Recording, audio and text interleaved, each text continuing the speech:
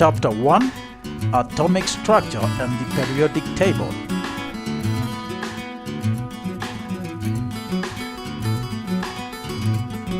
Previously, we said that all things in the world are made of tiny indivisible particles called atoms. Most things have more than one kind of atoms in them, but this piece of pure gold contains only gold atoms.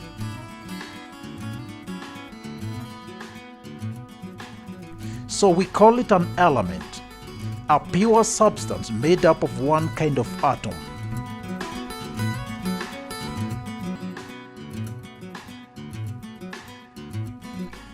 Zooming back out, we see the atoms become a lump of gold again.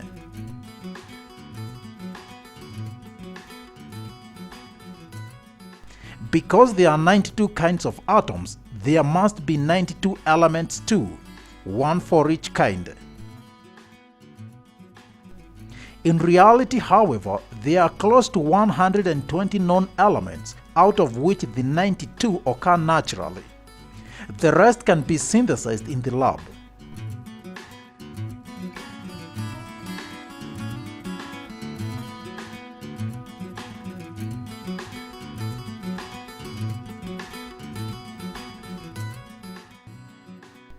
In this chapter, we will look at the basic structure of an atom, and then how the different elements are orderly arranged in what we call a periodic table.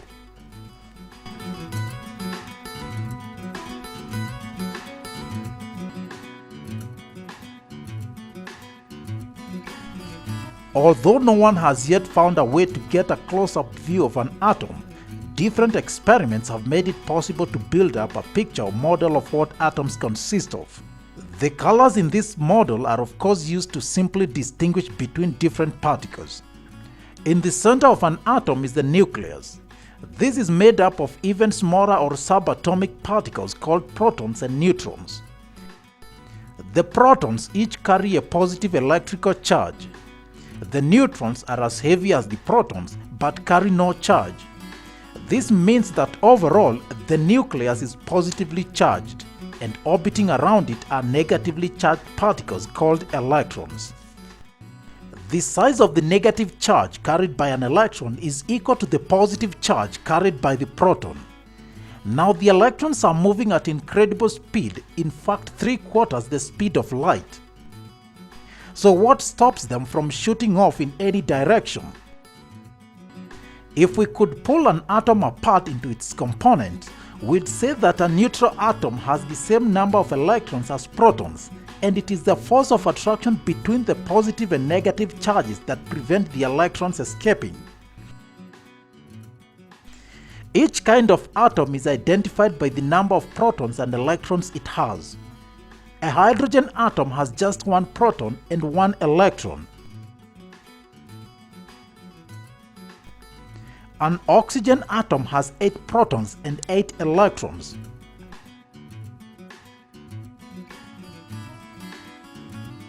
An iron atom has 26 protons and 26 electrons.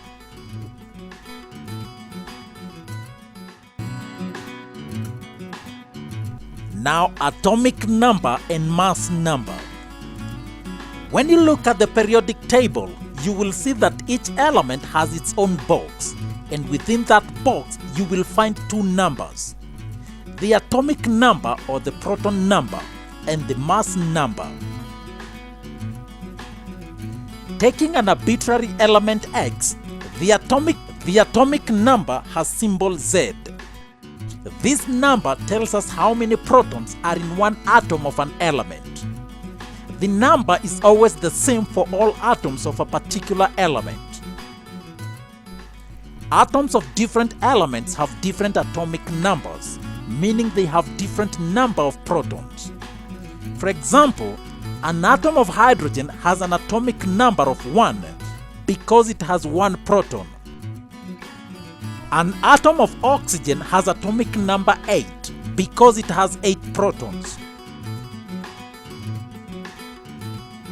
The other number is the mass number. It has a symbol A. The mass number gives the sum of protons and neutrons that are in one atom of an element. A proton and a neutron each has a mass of 1, and the electrons are so small their masses do not need to be considered.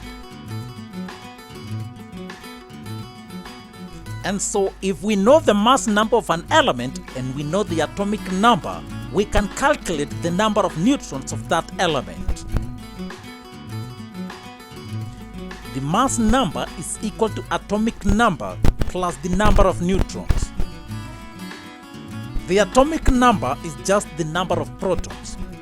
Therefore, mass number is equal to protons plus neutrons.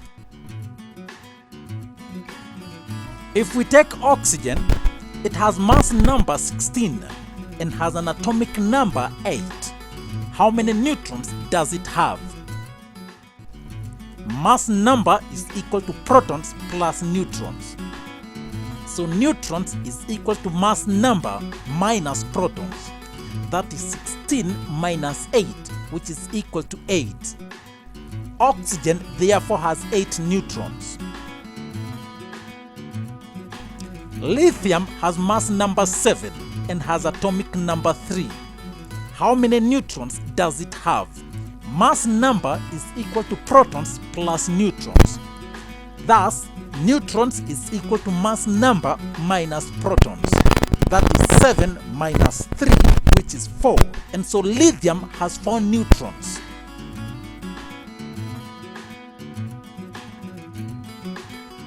And so in summary, the atomic number is the number of protons in an atom of an element, and the mass number is the sum of protons and neutrons in an atom of an element.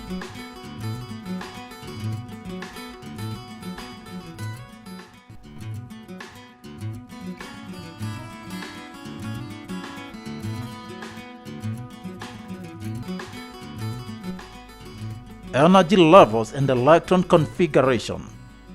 Electrons occupying the same energy level have approximately the same amount of energy.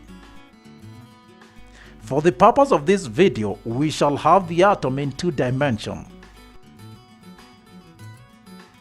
We know the nucleus is at the center of an atom and it's made up of protons and neutrons, and around it are the electrons. We also know that in a neutral atom, the number of electrons always equal to the number of protons. So in a neutral atom of carbon, there are 6 protons, which means there must be 6 electrons. The electrons in an atom are organized around the nucleus in different energy levels or shells. Each shell can hold a certain maximum number of electrons. The first innermost shell can hold a maximum of 2 electrons. The other shells can hold up to a maximum of 8 electrons. For example, lithium has 3 protons, therefore it has 3 electrons. The first 2 electrons are in the first shell, close to the nucleus, and the third electron is placed in the second energy shell. This is called a dot and cross diagram and is used to show the electron configuration of atoms. You need be able to draw these diagrams as well as write the electron configuration. For lithium, it will be Li2,1. In the diagram, the nucleus is represented by the element symbol or a black dot. The energy levels are represented by circles around the nucleus, and the electrons are represented by dots or crosses. Carbon has 6 protons, therefore it has 6 electrons. The first 2 electrons are placed in the first energy shell, and the other 4 are placed in the second shell. This is written as C2,4. Magnesium has 12 protons, therefore it has 12 electrons. The first 2 electrons are in the first shell. The next 8 are placed in the second shell, and the last 2 are placed in the third shell. This is written as Mg2,8,2. The organization of these energy levels is what gives the elements different reactivities. It forms the basis of arrangement of elements into a periodic table that we'll look at next. And so to recap, each energy level has a maximum number of electrons it can hold. The first energy level is filled fast and can hold 2 electrons maximum, and the levels after this can hold up to 8 electrons.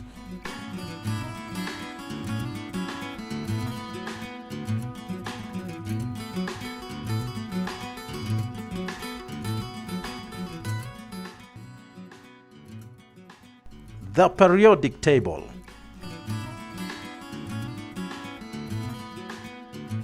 The periodic table is this chart with a strange shape, with letters and numbers, neither squares nor rectangles.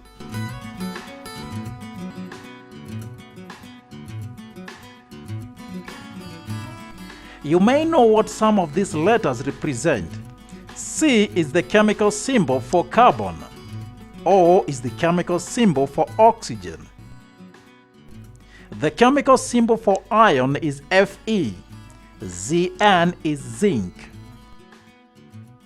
Sodium is represented by Na because it comes from the Latin natrium. The symbol for gold is Au because in Latin it was called auros. You will also recognize the numbers appearing next to the letters. For example, the atomic number, which is the number of positive and negative charges of an atom.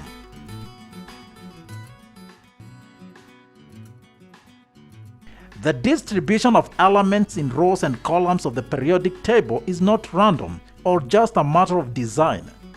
The position of an element on the periodic table tells us something about its chemical and physical properties and helps us predict how 2 elements can combine.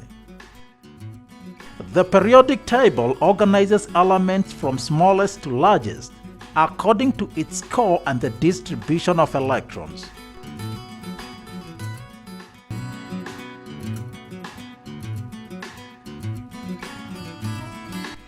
In the first column of the periodic table, we have elements that have a single electron in the outermost energy level.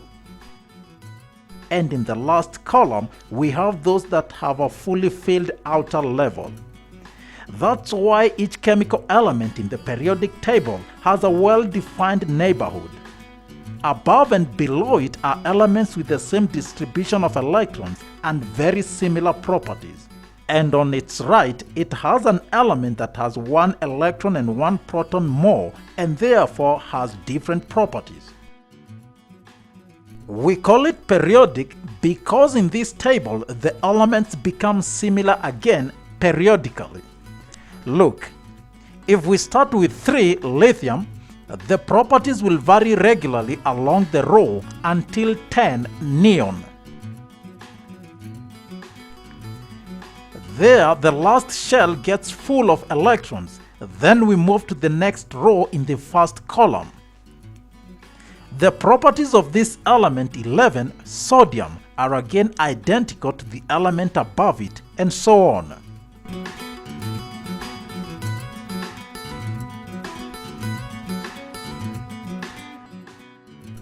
In the periodic table, the columns are called groups.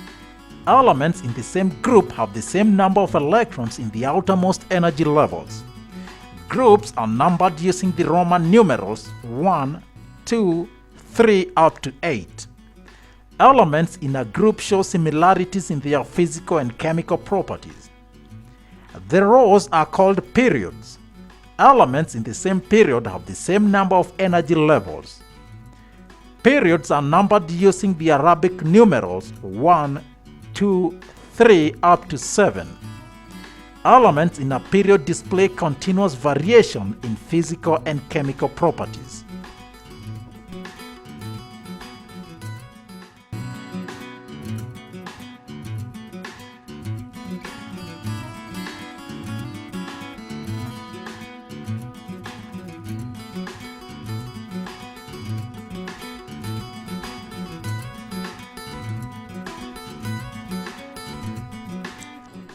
Relative atomic mass.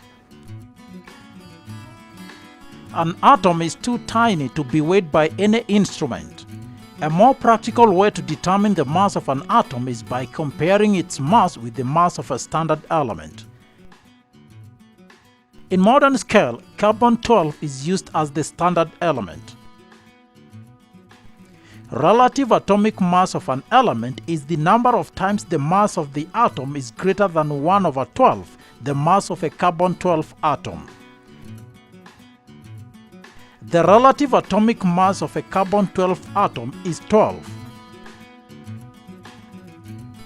For example, a magnesium atom is 24 times greater than 1/12 the mass of a carbon-12 atom. Then, the relative atomic mass of magnesium is 24. Relative atomic mass is a ratio of two quantities and therefore has no units. Relative molecular mass can also be determined through comparison with carbon-12 atom. Relative molecular mass of a substance is the number of times the molecule is greater than 1/12 the mass of carbon-12 atom. For example, carbon dioxide molecule is 44 times greater than 1/12 the mass of carbon-12 atom. Then, the relative molecular mass of carbon dioxide is 44. The relative molecular mass for a molecule can be calculated using the molecular formula of the substance and the relative atomic mass of each element in the molecule. For example, in carbon dioxide, relative molecular mass can be calculated by adding up all the masses of the relative atomic masses in carbon dioxide molecule. Thus, the relative molecular mass of carbon dioxide is 44.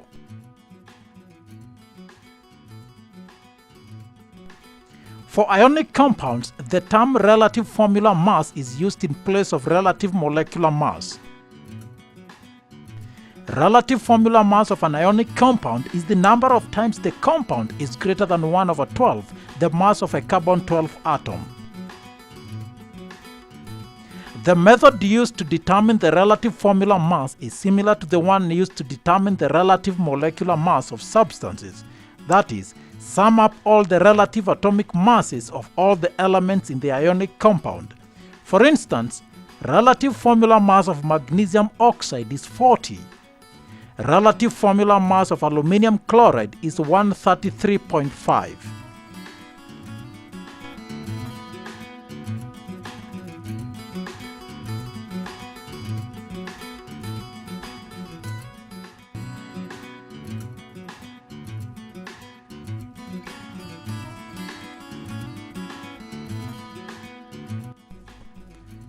Relative isotopic mass.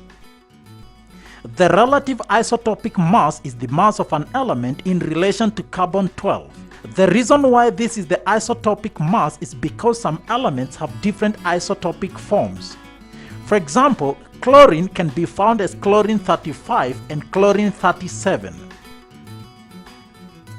The isotopic mass is not the number that appears on the periodic table. The number seen on the table is the relative atomic mass. The relative atomic mass of an element is the average mass of the naturally occurring isotopes of the elements relative to the mass of an atom of carbon-12.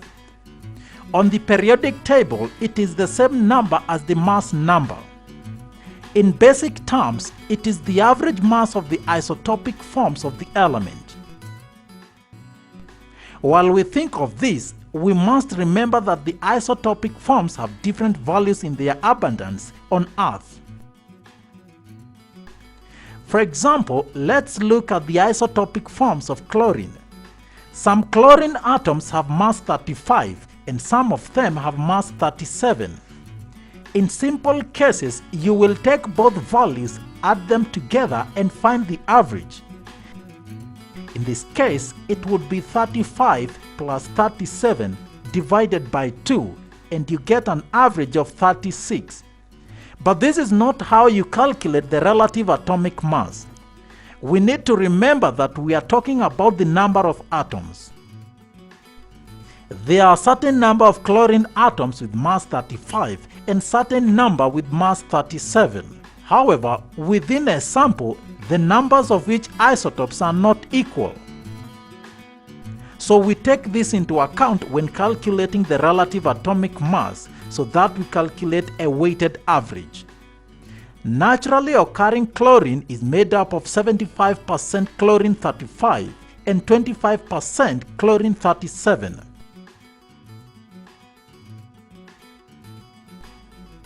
So say we had a random set atoms of chlorine. We would have 75 atoms of chlorine-35 and 25 atoms of chlorine-37. We thus find the total mass of the sample. We do this by multiplying the mass of each atom by the number of atoms present for each isotope. Then we add them together. Chlorine-35 has 75 atoms and chlorine-37 has 25 atoms. So the mass of 100 atoms will be 75 times 35 plus 25 times 37, which gives us 3,550.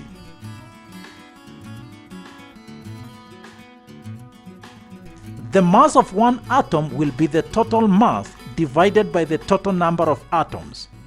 So the mass of one atom of chlorine will be 3,550 divided by 100, which gives us 35.5.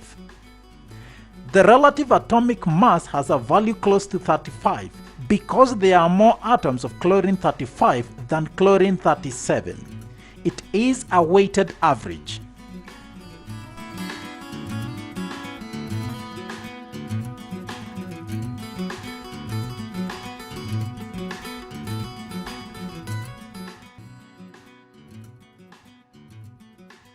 An example: lithium has two isotopes with mass numbers 6 and 7. If the relative atomic mass of lithium is 6.94, determine the percentage abundance of each isotope.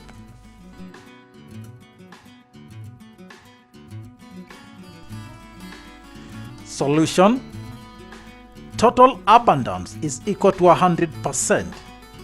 Assuming the percentage abundance of lithium-6 is X%, then the percentage abundance of lithium-7 will be 100 minus X%. And then we proceed as we did with chlorine and equate that to 6.94, the relative atomic mass or the weighted average.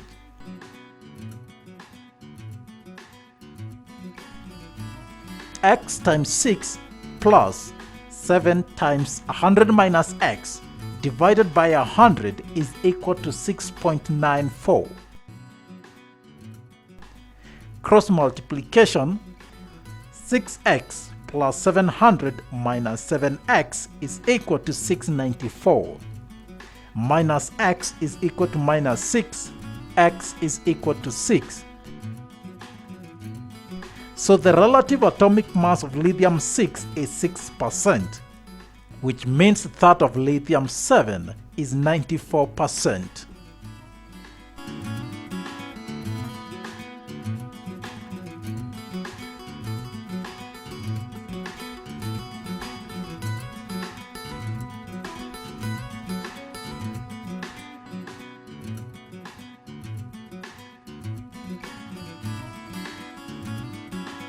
Next, ion formation. When an atom is carrying the maximum number of electrons in the outermost energy level, it is said to be stable and very unlikely to react. If the energy level is not full, the atom is unstable. Unstable atoms attempt to gain stability in either of two ways. One, they can lose the outermost electrons to remain only with full energy levels. Or 2, they could choose to gain extra electrons to complete the outermost energy level. When atoms gain or lose electrons, they develop a charge. Recall that electrons are negatively charged, so the gain or loss of electrons will create a charge. These charged particles are called ions. When atoms lose electrons, they become positively charged. Positively charged ions are called cations. Easy way to remember this is to recall that cats have paws. When atoms gain electrons, they become negatively charged. Negatively charged ions are called anions. Let's see sodium as an example. Its electron configuration is 281. It has one electron in its valence or outermost shell. It could attain stability by losing one electron or gaining other 7 electrons to complete the outermost shell. But it's easier to lose one electron than to gain 7. When sodium loses one electron, it becomes a positively charged sodium ion. The charge is written as a superscript when writing the symbol. When drawing the ion structure, enclose it in square brackets and write the charge on the top right side corner. Now let's look at oxygen as another example. Its electron configuration is 2,6. It is easier for oxygen to gain 2 extra electrons to complete the outermost shell than it is to lose all the 6 electrons in that shell. So oxygen gains 2 extra electrons to form a negatively charged oxide ion. Remember to include the charge when writing the ion and when drawing the ion structure. If we look at the structure of these two, we will see that they have complete shells. We will also notice that they have the same electron structure as those of noble gas. The sodium ion and the oxide ion have the same electron structure as that of neon.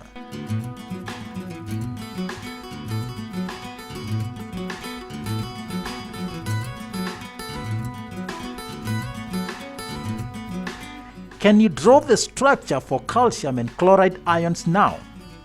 Pause the video and attempt.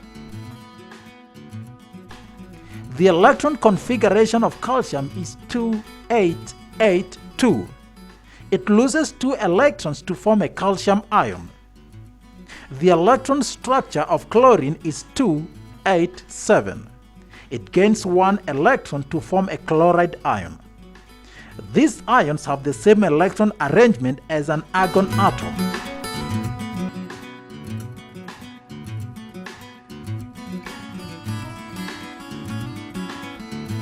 What do sodium and magnesium have in common?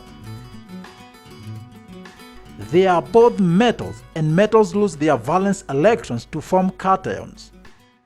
Group 1 metals such as sodium have 1 valence electrons and lose this 1 electron to form ions with a +1 charge.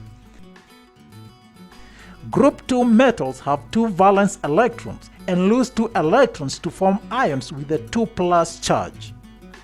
Oxygen and fluorine are nonmetals. Nonmetals gain electrons to form anions. Oxygen is in group 6. It has 6 valence electrons. It gains 2 electrons to form an ion with a 2- charge. Fluorine is in group 7. It has 7 valence electrons. It gains 1 electron to form an ion with a 1- charge. Group 3 elements have 3 valence electrons and lose them all to form cations with a 3+ charge. Group 5 elements such as nitrogen gain 3 electrons to form anions with a 3- charge. Group 4 elements such as carbon tend to form covalent structures. And so ions are charged particles formed due to either gaining or losing of electrons. Positively charged ions are called cations, and negatively charged ions are known as anions. The ions formed have the same electron arrangement as the nearest noble gas. Now valency. So electrons in an atom are arranged in definite shells. The electrons in the outermost shells are called valence electrons. The outer shell can accommodate a maximum of 8 electrons. It is also known that an atom with completely filled shells is stable and does not react easily.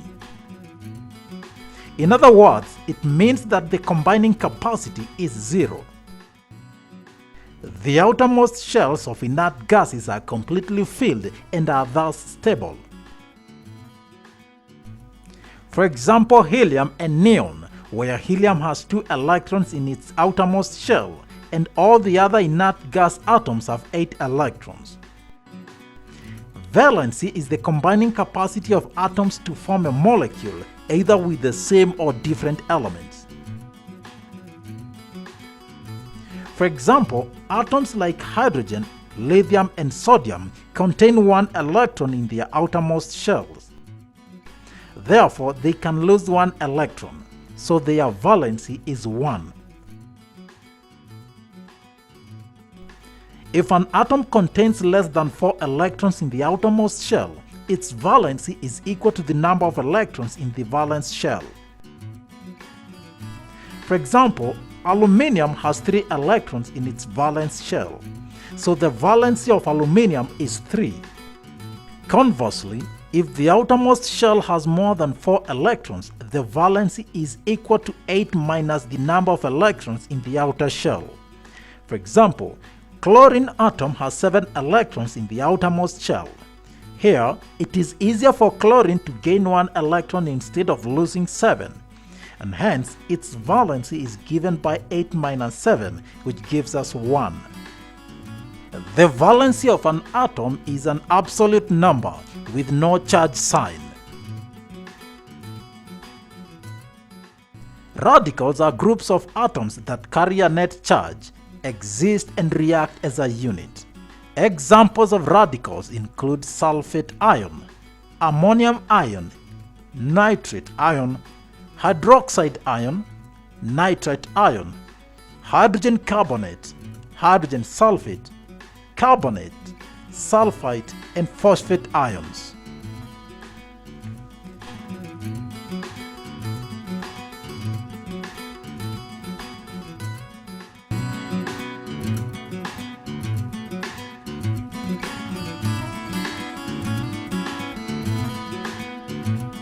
Oxidation number. Elements react by gaining or losing electrons. We've seen that. They therefore are said to acquire a new state. This is what we call oxidation state or oxidation number. The oxidation number of an element shows the number of electrons gained or lost to attain its current state. However, unlike the valency, there are positive and negative oxidation numbers. For instance, sodium loses 1 electron to get a sodium ion. Its oxidation number is +1.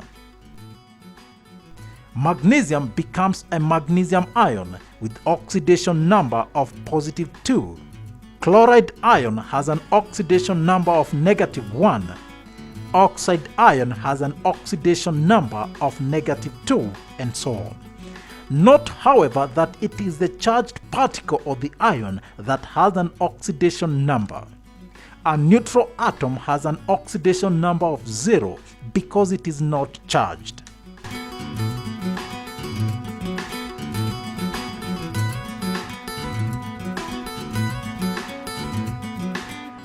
Chemical formula. We know that the sodium atom loses 1 electron to form a sodium ion. The electron lost can be gained by a chlorine atom to form a chloride ion. Chemical combination occur between ions. To deduce the chemical formula, we do as follows. Write down the ions side by side along with their charges in superscript.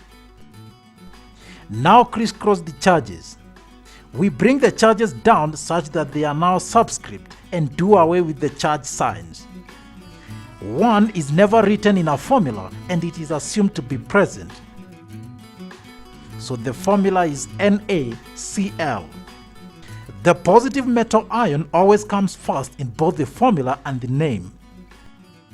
For the second non-metal ion, the first syllable stays the same, but the ending is dropped and replaced with an "ide." Chlorine becomes chloride. so this compound is called sodium chloride.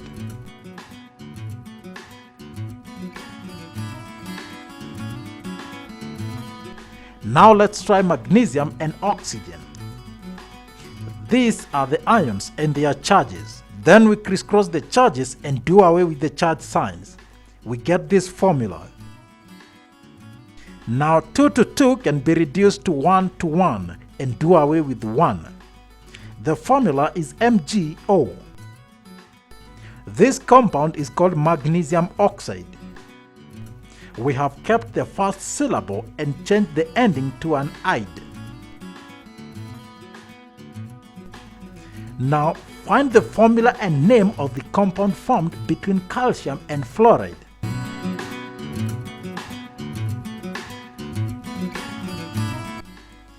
These are the ions and their charges. We crisscross and get the formula CaF2. The name is calcium fluoride. What of aluminium and sulfur? The chemical formula is A2S3 and the name is aluminium sulfide.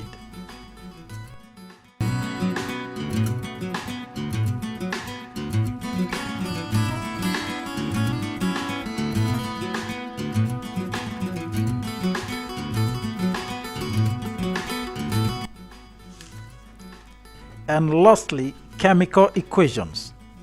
This is just writing the word equations using the chemical symbols.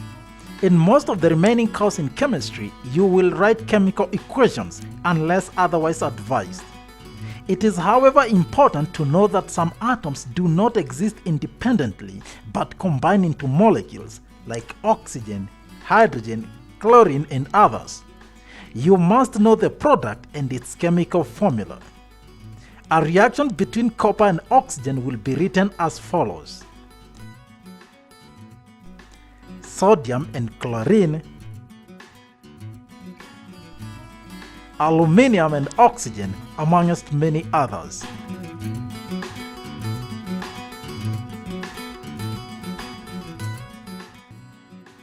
Balancing chemical equations. When a chemical reaction takes place, nothing is lost nor gained. All reactants must be part of the product. Consider the equation copper plus oxygen to give copper 2 oxide. Simply stated, one atom of copper reacts with 2 atoms of oxygen in an oxygen molecule to form copper 2 oxide. However, the formula of copper 2 oxide suggests there is one oxygen atom. So where is the other? In the law of conservation of matter, atoms are neither created nor destroyed. We must therefore balance the equation by multiplying some parts with certain factors.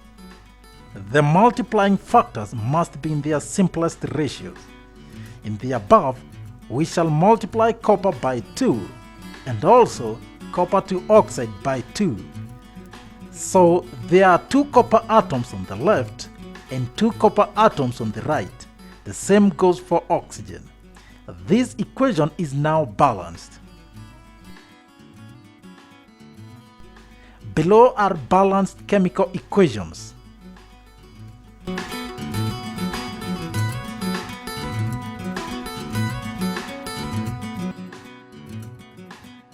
Now a chemical equation is complete when balanced and state symbols of the reactants and products indicated. The state symbols are enclosed in brackets. They are solid, represented by small s, liquid L, gas G, and aqueous Ag, which means in solution. Notice that precipitates are solids. Dilute acids fall under aqueous. So for the above equations, we can complete them as follows. Notice that the state symbols are not subscripts, they are just small letters.